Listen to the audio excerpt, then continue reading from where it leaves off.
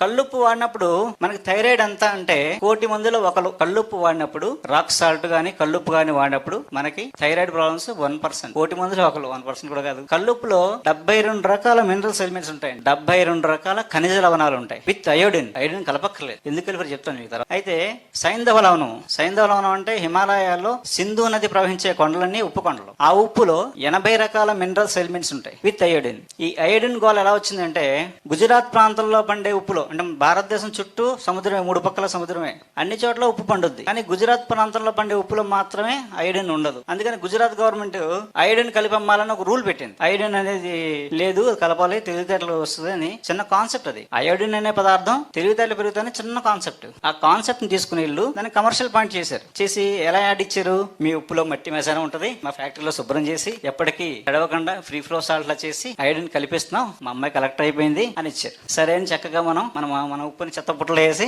ఆ చెత్తను తెచ్చి ఇంట్లో పెట్టుకున్నాం. ఉప్పు వాడడం మొదలెట్టాక మనకి పరిస్థితి ఏంటంటే థైరాయిడ్, బీపీ, షుగర్ మూడింటికి కారణం ఉప్పే. ఇంకా చాలా ఉన్నాయి, kidney stones, gall bladder stones. ఏం జరుగుతుందంటే వాళ్ళ ఉప్పుని శుభ్రం చేస్తారు, చేసి 400 డిగ్రీల దగ్గర వేడి చేసి అది ఎప్పటికీ తడవదు. దాంట్లో సింథటిక్ అయోడిన్ అనేది సింథటిక్ కెమికల్, అది కలిపేసి అమ్మేస్తారు. ఆ సింథటిక్ మాలిక్యూల్, ఆ సింథటిక్ కెమికల్ వాటర్ లో కరగదు, బాడీలో కరగదు. ఆ మాలిక్యూల్స్ అన్ని మన ఆర్గాన్స్ లో డిపాజిట్ అయిపోయి మన ఆర్గాన్స్ అన్ని పోతున్నాయి అనమాట. ఈ గ్లాండ్స్ ఏవైతే ఉన్నాయో అవి పోతున్నాయి, జబ్బులు అవడం మొదలైంది. ఉప్పు వల్ల కొన్ని జబ్బులు వచ్చాయి.